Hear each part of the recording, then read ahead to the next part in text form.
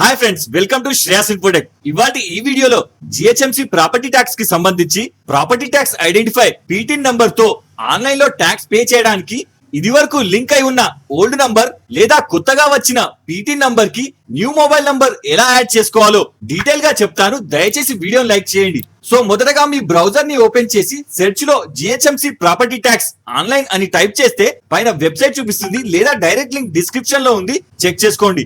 ఇప్పుడు site open అయ్యాక ఇందులో ఫోర్త్ ఆప్షన్ ఆన్లైన్ పేమెంట్స్ ని సెలెక్ట్ చేస్తే లిస్ట్ వస్తుంది.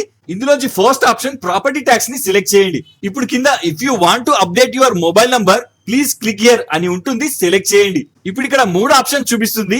ఇందులో ఫస్ట్ జిహెచ్ఎంసి లో ఉన్న 60 సర్కిల్స్ లలో మీ ఏరియా ఏ సర్కిల్ కిందికి వస్తుందో సెలెక్ట్ చేయండి. తర్వాత పక్కన 10 అంకెల మీ పీటీన్ నంబర్ ని ఎంటర్ చేయండి. తర్వాత పక్కన మీ ఓల్డ్ మొబైల్ నంబర్ గుర్తుంటే కింద do you have existing mobile number దగ్గర ఎస్ చేయండి.